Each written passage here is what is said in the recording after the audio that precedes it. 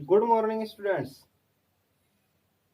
कक्षा 10 मैथ के important question चल रहे थे। हमने प्रश्न 16 तक किए थे। आज प्रश्न संख्या 17 से स्टार्ट करते हैं। तो हमारा 17 नंबर प्रश्न है 1/x - 1 - 1/x + 5 बराबर 6/7। यह x कंडीशन देती है, x का मान प्लस का 1 नहीं हो सकता, माइनस के 5 नहीं हो सकते। तो हम क्या करेंगे, एलएचएस पक्ष का एलसीएम लेंगे, यानी हमें क्या करना है, इस समीकरण के मूल ज्ञात करना है। तो हम सबसे पहले क्या करेंगे, इसका एलसीएम लेंगे एलएचएस पक्ष का। तो इसका एलसीएम आएगा x - 1 x + 5, दोनों को गुणा कर देंगे, एलसीएम आ जाएगा। इसका भाग इसमें देंगे तो x - 1 से ये कट जाएगा, x + 5 बढ़ जाएगा, x + 5 को 1 से गुणा करेंगे तो x + 5 आएगा। यह निशान माइनस का है। इसका भाग इसमें देंगे तो ये से कट जाएगा, x - 1 बढ़ जाएगा। तो कोष्टक में रखेंगे इसको, बराबर 6/7। अब इसको सोल्व करें तो x प्लस में 5 माइनस से इसको गुणा करेंगे तो माइनस का x, माइनस को माइनस से गुणा करेंगे प्लस 1 हो जाएगा। अब ये पूरा कोष्टक इस पूरे कोष्टक से गुणा है, तो सबसे पहले हम x को x + 5 से गुणा करेंगे, फिर -1 को x + 5 से गुणा करेंगे, 6/7। या ये देखो, ये इससे कट जाएगा, 5 और 1 6 हो गए। x को x से गुणा करेंगे x², x को +5 से गुणा करेंगे तो 5x, -1 को x से गुणा करेंगे -x, माइनस को प्लस से गुणा करेंगे माइनस, 1 को 5 से गुणा करेंगे तो 5 बराबर 6/7। या 6 में x², देखो प्लस का 5x माइनस का x, तो प्लस के 4x रह गए, माइनस के 5 बराबर 6/7। या तो हम देखो इसको इससे काट देंगे, या आप सीधा वजर गुणा कर लीजिए। तो हम इसको इससे गुणा करेंगे, इसको इससे गुणा करेंगे, तो हम इसको इससे गुणा करेंगे तो 6x², या हम इस ऐसे लिख दें इसको, 4x माइनस के 5 बराबर 6 × 7। अब ये इसको काट देते हैं तो यह जाएगा x² प्लस में 4x माइनस के 5 बराबर 7, या x² प्लस में 4x माइनस के 5 इधर लेके आएंगे तो माइनस का 7 बराबर 0। यह जाएगा x²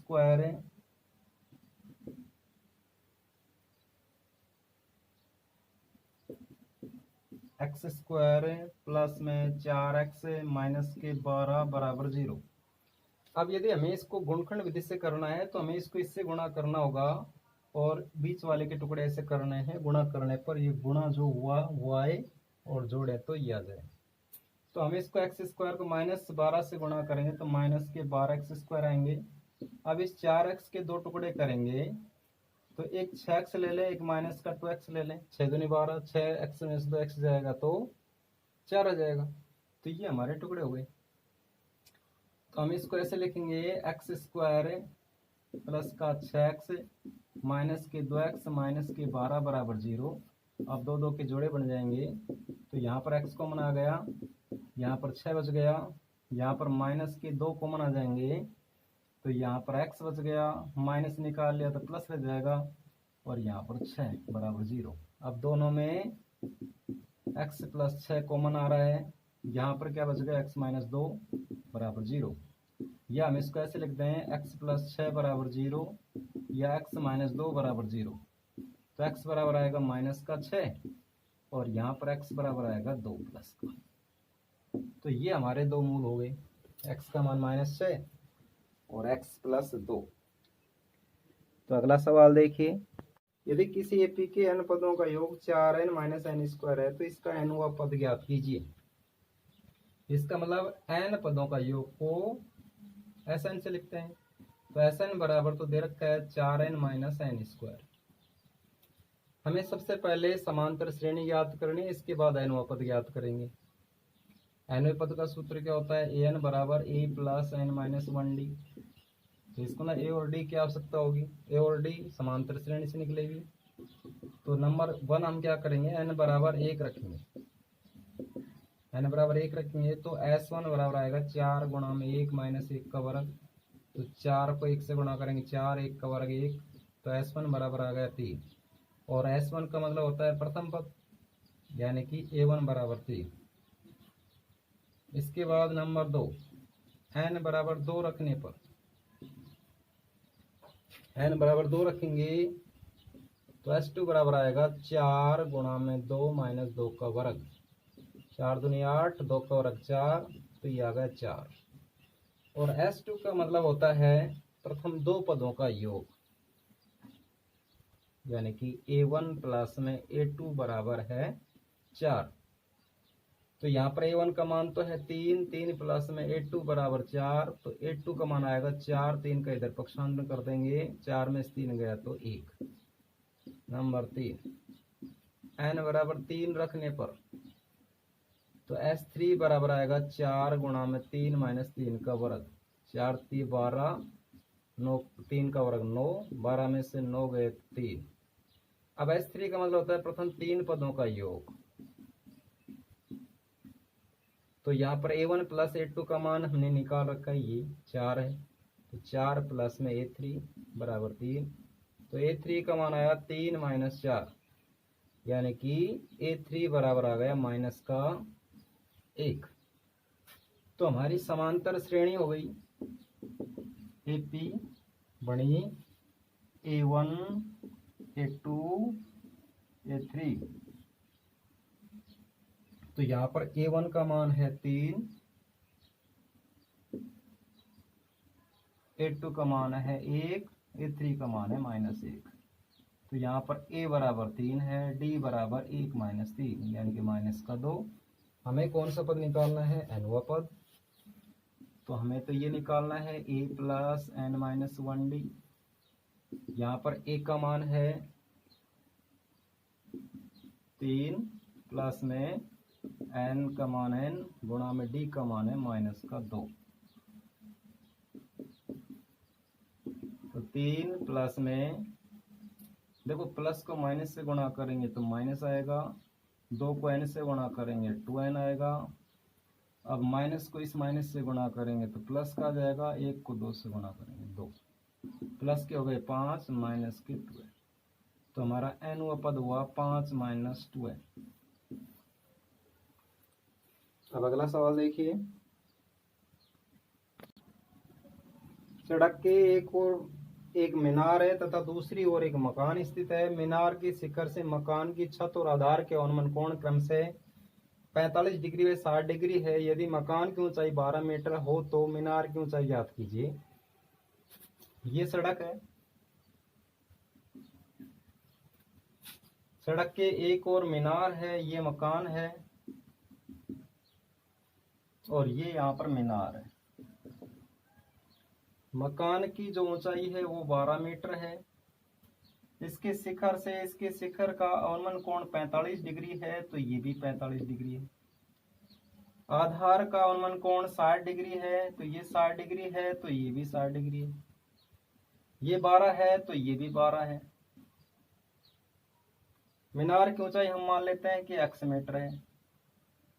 मीनार की ऊंचाई x मीटर हमने मान ली। हमने इसको मान लिया x, जब ये x है तो ये भी x है। नाम दे हम A B C D E। तो हम मीनार की ऊंचाई याद करेंगे, तो हम हल कर रहे हैं। माना मीनार की ऊंचाई BD बराबर है h मीटर। मकान की ऊंचाई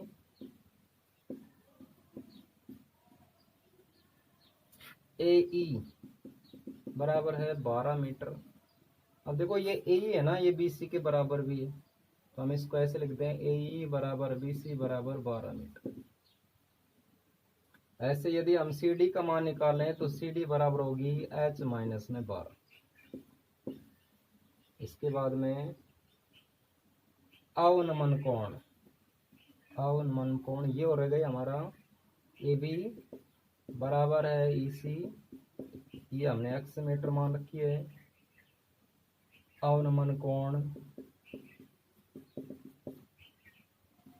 45 डिग्री व 60 डिग्री। तो यहाँ पर जो समकोण त्रिभुज हमारी बनी है, सबसे पहले समकोण त्रिभुज ये ले रहे हैं ए बी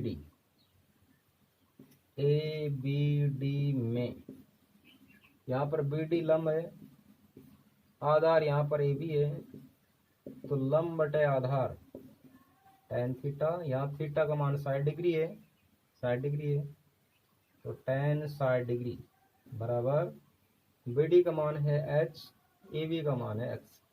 tan 60 डिग्री का मान होता है √3 बराबर h बटे x। हमें किसका मान निकालना है? हमें h का मान निकालना है, तो वज्र गुणा करेंगे तो √3x बराबर h, तो x बराबर आएगा h बटे √3। दूसरा समकोण त्रिभुज है ए, ये रहा ECD, समकोण त्रिभुज ECD में लंब यहाँ पर है CD, आधार यहाँ पर है EC और यहाँ पर है tan थीटा बराबर है आधार लंब बटे आधार क्या आएगा? tan theta. अब यहाँ पर थीटा का मान है 45 डिग्री, CD का मान है h माइनस 12 और EC का मान है x। अब आगे सॉल्व करेंगे। tan 45 का मान 1 होता है, तो 1 बराबर में h माइनस 12 बटे में x। वज्र गुणा करें तो x बराबर आएगा h माइनस 12। x का मान रखें, x का मान ये रहा, हम इसको एक नाम दे दें। x का मान 1 से रखने पर रखिए, तो यहाँ पर है h बटे √3 बराबर h माइनस 12, इसके बटे में 1 कर देंगे। वज्र गुणा करें, इसको इससे गुणा करें, तो √3 को h माइनस 12 से गुणा करना है, बराबर 1 को h से गुणा करना है। इसको गुणा करेंगे तो √3h माइनस 12 √3 बराबर में h। आगे सोल्व करें तो √3h, h एक तरफ कर लेते हैं, ये h इधर आएगा तो माइनस का h हो जाएगा, ये इधर जाएगा तो 12 √3 प्लस का हो जाएगा। तो यहाँ पर h कॉमन आ गया, √3 माइनस 1 बच गया, तो 12 √3। तो यहाँ पर h बराबर आएगा 12 √3 बटे में √3 माइनस 1। अब हमें क्या करना है? इसका प्रमेयकरण करना है, तो h बराबर 12 √3 गुणा में √3 प्लस 1 से गुणा करेंगे और भाग भी करेंगे।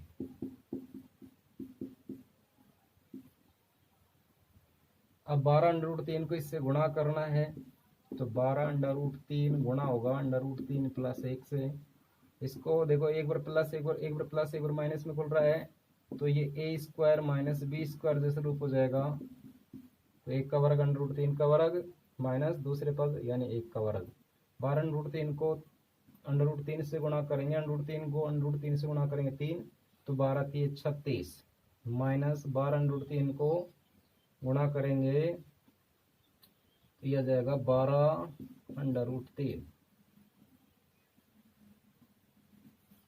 या पहले हम इसको सोल्व कर लेते हैं, तो 12 √3 प्लस 1, देखो √3 का वर्ग 3, 1 का वर्ग 1, तो यहाँ पर 2 आ गया, तो यह आ जाएगा 12 √3 प्लस 1, नीचे आ जाएगा 2, 2 से काटेंगे तो 6 आ जाएगा, तो यह आ जाएगा 6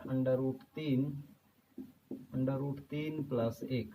इससे गुणा करेंगे तो √3 को √3 से गुणा करेंगे तो 3 6 3 18 प्लस में 6 √3, तो 18 प्लस में 6 गुणा में 1.732 यहाँ पर लिखा हुआ है। यह आ जाएगा 18 प्लस में 6 से गुणा करेंगे, 6 दूनी 12, 6 3 18, 18 और 1 19, 7 6 42, 42 1 43, 6 और 4 10, तो यह जाएंगे 10.10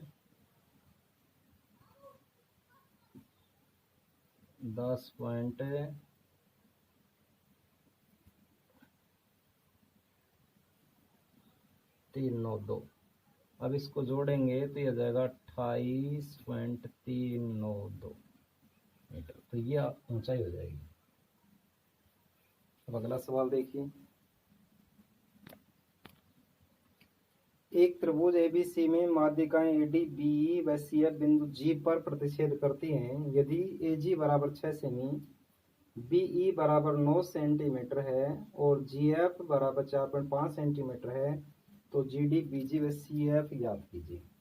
एक त्रिभुज है जिसकी माध्यिकाएं एडी बीई व सीएफ बिंदु जी पर प्रतिच्छेद करती हैं। अब हमें ये मान ज्ञात करना है। हम जानते हैं कि केंद्र त्रिभुज की माध्यिकाओं को 2:1 के अनुपात में विभाजित करता है। भाई माध्यिका है ना, माध्यिका एक दूसरे को 2:1 के अनुपात में अंत विभाजित करती है। जो जी बिंदु है ना, ये इसको 2:1 के अनुपात में विभाजित करती है। हम जानते हैं कि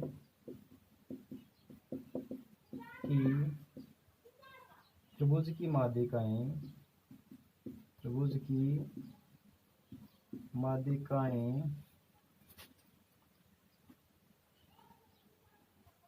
2:1 के अनुपात में, त्रिभुज की माध्यिकाएं, या हम इसको ऐसे लिखें,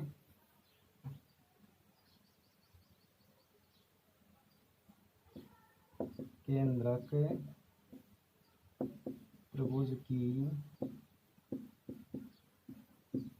माध्यिकाओं को 2:1 के अनुपात में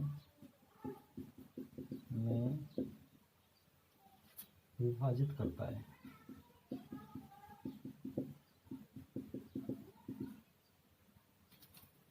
केंद्र त्रिभुज की माध्यिकाओं को 2:1 के अनुपात में विभाजित करता है। अतः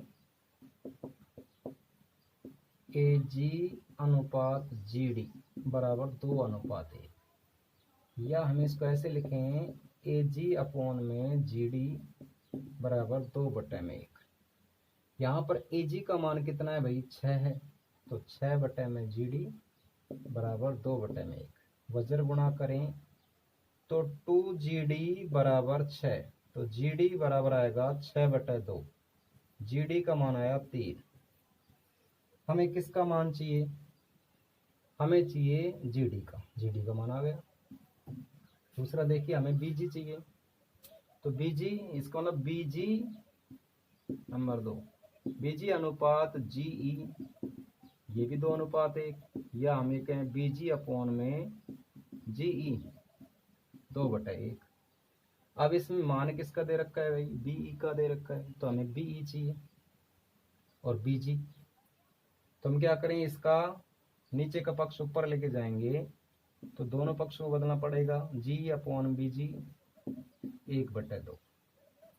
दोनों पक्षों में हम 1 जोड़ दें, तो GE प्लस में 1, दोनों पक्षों हमें क्या करना है, 1 जोड़ना है, 1 जोड़ दिया, 1/2 प्लस में 1, इसका एलसीएम कितना आएगा, 1। ये आ जाएगा BG, एलसीएम आ जाएगा 1 पर जाएगा तो GE प्लस में BG, GE देखो इसका भाग इसमें देंगे तो BG पर जाएगा, तो BG बराबर, इसका एलसीएम 2 आएगा, तो 1 प्लस में इसके बटे में 1 2 पर जाएगा तो 2 आ जाएगा, तो G प्लस BG ये किसके बराबर हो जाएगा, BE के बराबर, और बटे में BG बराबर 2 और 1 3/2। अब B का मान हमें पता है 9, तो 9/में BG बराबर 3/2। वज्र गुणा करेंगे तो 3BG बराबर आ जाएगा 9 दूनी 18, तो BG बराबर 3 का भाग देंगे तो 6। तो ऐसे BG का मान निकल आएगा। अब हमें CF का मान निकालना है। अब CF का देखिए,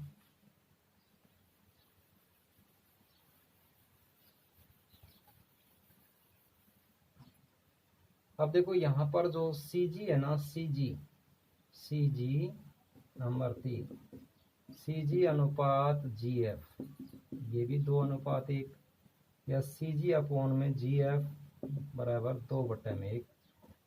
यहाँ पर मान किसका दे रखा है, GF का, तो CG अपॉन में 4.5 बराबर 2/1।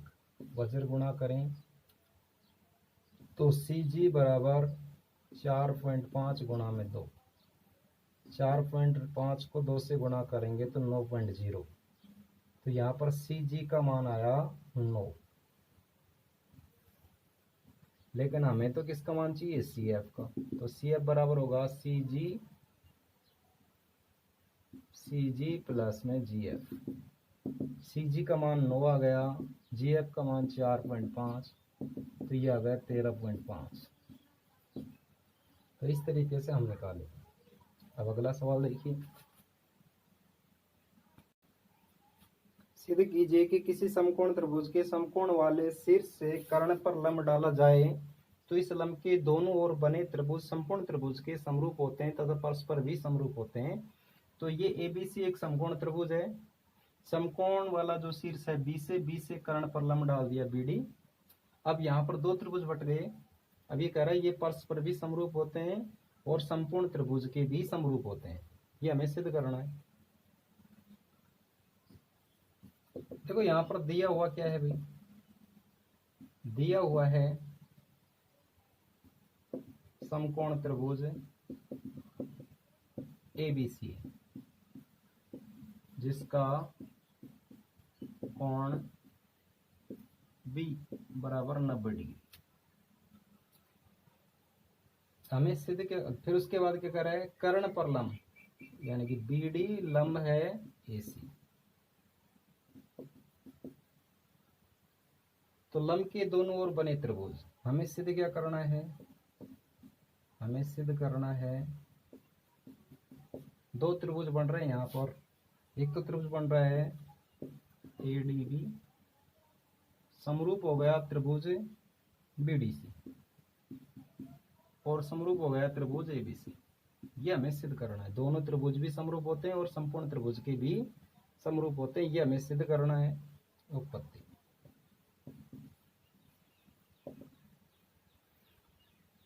तो हम सबसे पहले बारी बारी से देखो, हम पूरा त्रिभुज लेते हैं, त्रिभुज ABC, और एक त्रिभुज लेते हैं हम दोनों को समरूप सिद्ध करेंगे। तो त्रिभुज ADB और दूसरा त्रिभुज लेते हैं, ये पहले त्रिभुज ABC ले लें, त्रिभुज ABC व दूसरा त्रिभुज ले हम ADB में। देखो दोनों में ये A उभयनिष्ठ है, तो कोण A बराबर कोण A, ये तो आ गया उभयनिष्ठ। इसके बाद में यहाँ पर कोण B 90 डिग्री का है, यहाँ पर ये कोण D 90 डिग्री का है। तो हम इसको लिख दें ADB, ये 90 डिग्री के कोण है। तो यहाँ पर डबल A नियम लागू हो जाता है। डबल A नियम से, कोण नियम से त्रिभुज ABC समरूप हो जाएगा त्रिभुज ADB। तो इसको हम समीकरण नाम दे दें 1। अब हमें क्या करना है, दूसरा त्रिभुज लेंगे त्रिभुज ABC और दूसरा त्रिभुज लेंगे हम BDC। हम दोनों इनको भी समरूप सिद्ध करेंगे, फिर ये समीकरण 2 हो जाएगा। तो आगे करते हैं।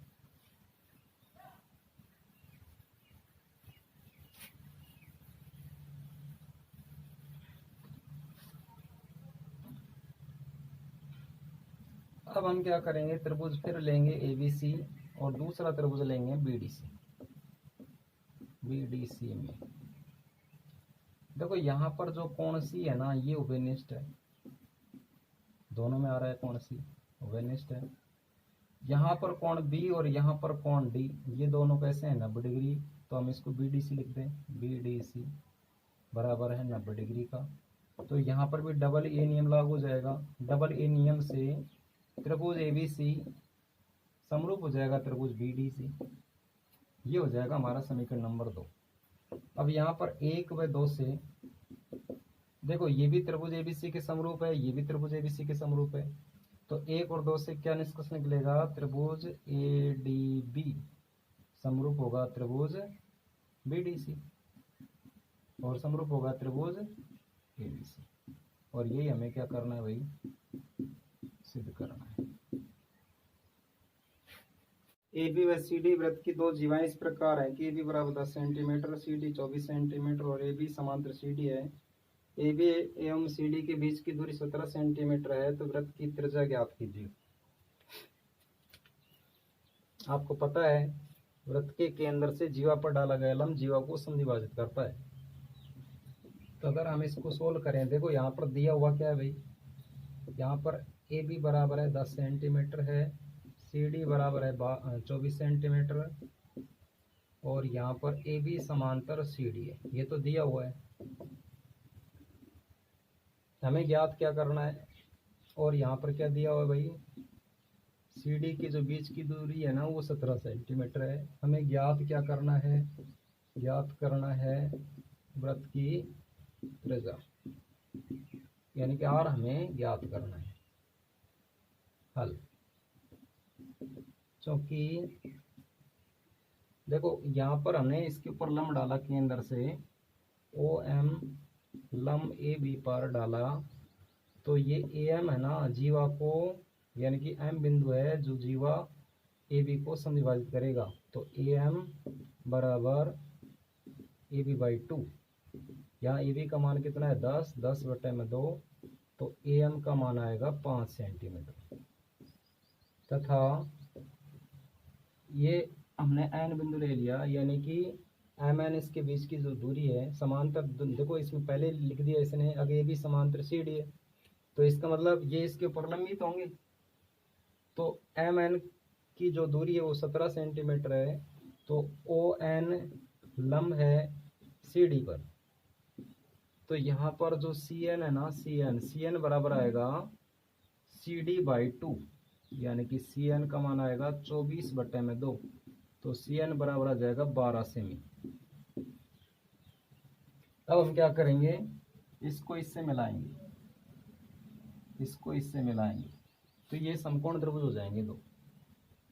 ये जो त्रिज्या है वो आर है, यहाँ पर एम एन की जो दूरी है वो 17 सेंटीमीटर है। यदि हम इसकी एक्स मान लें तो ये आ जाएगी 17 माइनस एक्स। अब हम क्या मानेंगे, माना एम ओ बराबर है एक्स एम, तब ओ एन बराबर होगी एम एन माइनस में ओ एम, तो यह जाएगी 17 माइनस एक्स। तो ये दूरी पहले निकाल लेते हैं हम। अब यहाँ पर दो समकोण त्रिभुज हैं, अब इनको सोल्व करते हैं।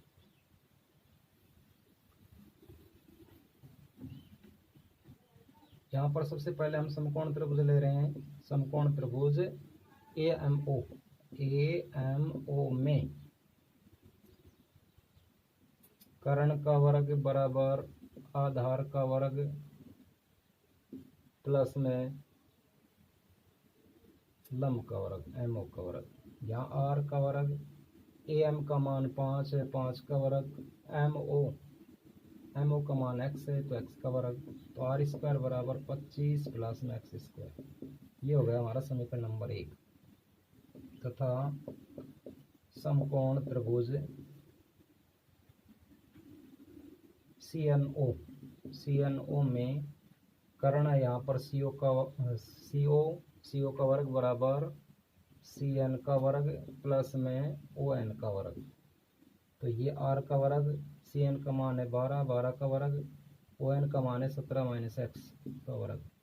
तो ये आ जाएगा 144, पहले पद का वर्ग 17 का वर्ग 289 माइनस 2 गुणा पहला पद गुणा दूसरा पद 17 दूनी 34 एक्स प्लस में एक्स स्क्वायर। तो ये आ गया आर स्क्वायर बराबर ये। तो ये हो गया हमारा समीकरण नंबर 2।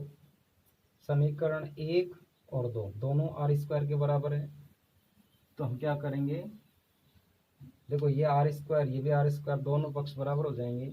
यहाँ पर लिखेंगे 1/2 से, तो यह जाएगा 25 प्लस में एक्स स्क्वायर बराबर में 144 प्लस में 289 माइनस में 34 एक्स प्लस में एक्स स्क्वायर। तो ये इससे कट जाएगा। अब देखो 34 एक्स को इधर लेकर आएंगे तो ये प्लस का हो जाएगा, 34 एक्स बराबर 144 प्लस में 289 माइनस का 25। अब इनको जोड़ेंगे, 9 और 4 13, 8 4 12 13, 2 और 1 3 और 1 4, 433 में से 25 जाएगा तो ये आ जाएगा 408। ये आ गया 34x बराबर ये, तो x बराबर 408 बटे में 34। 408 में 34 का भाग देंगे तो ये जाएगा 12 बार, तो 12 सेंटीमीटर क्या आ गई, x का मान आया। अब हमें क्या करना है, x का मान समीकरण 1 में रखना है। x का मान 1 में रखने पर रखेंगे तो समीकरण 1 ही रहा, तो एक्स आर स्क्वायर बराबर 25 प्लस में 12 का वर्ग, दिया जाएगा 25 प्लस में 144, 5 और 4 9, 4 2 6, 169। तो आर का मान कितना आएगा भाई, 169 का अंडर रूट निकलेगा, यह आ जाएगा 13 सेंटीमीटर। तो आर का मान कितना आएगा, 13 सेंटीमीटर। अब अगला सवाल देखिए, एक लंबवृत्तीय बेलनाकार ठोस की लंबाई 42 सेंटीमीटर तथा त्रिज्या 14 सेंटीमीटर है। इसे पिघलाकर 3.5 सेमी त्रिज्या के कितने गोले बनाए जा सकते हैं। एक लंबवृत्तीय बेलन है, तो बेलन की जो ऊंचाई है, बेलन की लंबाई कहें या ऊंचाई कहें, लंबाई h बराबर है 42 सेमी, त्रिज्या हम कैपिटल आर ले लेते हैं, कैपिटल आर है 14 सेंटीमीटर। इसे पिघलाकर 3.5 सेमी त्रिज्या के कितने गोले बनाए जाएंगे। एक गोला है तो गोले की त्रिज्या स्मॉल आर नाम दें इसका, ये है 3.5 सेमी। ये क्या कर रहा है, एक लंबवृत्तीय बेलनाकार ठोस है जिसकी लंबाई त्रिज्या दे रखी है, इसको पिघलाना यानी गोले बेलन को पिघला करके गोले बनाए जाएंगे। तो इसका मतलब गोलों की संख्या याद करनी है, तो गोलों की संख्या बराबर आएगी बेलन के आयतन में एक गोले का आयतन का भाग दे दें। तो गोलों की संख्या बराबर बेलन का आयतन बटे में एक गोले का आयतन। बेलन का आयतन होता है पाई आर स्क्वायर एच, क्योंकि कैपिटल आर है, और गोले का होता है 4/3 पाई आर क्यूब स्मॉल आर त्रिज्या है। देखो पाई से पाई कट जाएगा, 3 ऊपर चला जाएगा तो यह आ जाएगा आर स्क्वायर एच गुणा में 3 बटे में 4 आर क्यूब। अब इसमें मान लगाएं हम, तो यहाँ पर कैपिटल आर का मान है 14, 14 गुणा में 14, एच का मान है 42 गुणा में 3 बटे में 4 गुणा में 3.5 गुणा में 3.5 गुणा में 3.5, 7 पंजू 35, 7 दूनी 14, 7 पंजू 35, 7 दूनी 14, 2 से काटें, 2 दूनी 4, ये कट जाएगा, 7 पंजू 35, 7 छिंग 42, तो ऊपर आ गया 6 गुणा में 3। अब इसकी देखो दशमलव हटाएंगे तो इसका 10, इसका 10 और इसका 10 बटे में 5 गुणा में 5 गुणा में 5, 5 दूनी 10, 5 दूनी 10, 5 दूनी 10, 2 दूनी 4 दूनी 8, 8 3 24, 24 को 6 से गुणा करेंगे तो 144, तो 144 गोले बनाए जाएंगे। अब अगला सवाल देखिए, दी गई आकृति में छायांकित डिजाइन का क्षेत्रफल ज्ञात कीजिए, जहां एबीसीडी भुजा 10 सेमी का एक वर्ग है तथा इस वर्ग की प्रत्येक भुजा को व्यास मानकर अर्धवृत्त खींचे गए हैं। प्रत्येक भुजा को व्यास मानकर अर्धवृत्त खींचे गए हैं। 4 भुजा हैं तो चारों से 4 अर्धवृत्त हो गए। अब इस डिजाइन का हमें क्षेत्रफल ज्ञात करना है। यहाँ पर जो वर्ग है, वर्ग की जो भुजा है वो है 10 सेंटीमीटर। तो यहाँ पर देखो ये अर्धवृत्त खींचे गए हैं, तो अर्धवृत्त की त्रिज्या हम कैसे निकालेंगे। देखो ये अर्धवृत्त हो गया, इसका मतलब ये वर्ग की जो भुजा है इसका व्यास। तो यहाँ पर 4 अर्धवृत्त हैं तो प्रत्येक अर्धवृत्त का व्यास क्या बनेगा, अर्धवृत्त का व्यास बराबर भुजा यानी कि 10 सेमी। तो त्रिज्या कितनी आएगी भाई, r बराबर 5 सेंटीमीटर। देखो इसमें इसने लिखा है अगर भाई प्रत्येक भुजा को व्यास मानकर अर्धवृत्त खींचा गया है, इसका मतलब 4 अर्धवृत्त है, 1 वर्ग है। हमें इस डिजाइन का क्षेत्रफल ज्ञात करना है, तो हम कैसे निकालेंगे इस डिजाइन का क्षेत्रफल, 4 अर्धवृत्तों के क्षेत्रफल में 1 वर्ग का क्षेत्रफल घटा देंगे तो डिजाइन का क्षेत्रफल आ जाएगा। तो डिजाइन का क्षेत्रफल बराबर 4 गुणा में अर्धवृत्त,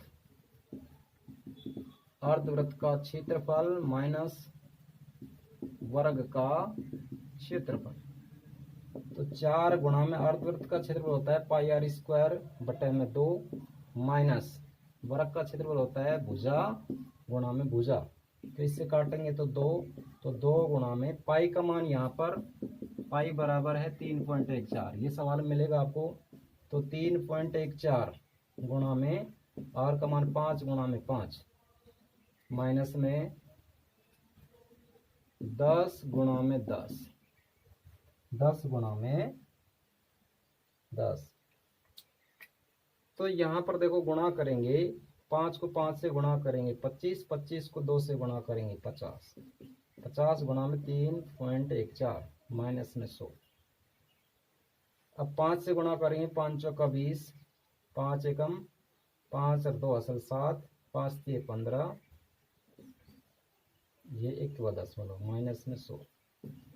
अब 157 में 100 जाएगा तो कितना बचेगा भाई, 57 वर्ग सेमी। तो ये इस डिजाइन का क्षेत्रफल आ जाएगा। तो आज के लिए इतना ही। अब आगे हमारे 6 सवाल बच गए, तो 6 सवाल देखने के लिए आपको चैनल को सब्सक्राइब करना होगा ताकि अगला वीडियो आपको मिल पाए। तो धन्यवाद।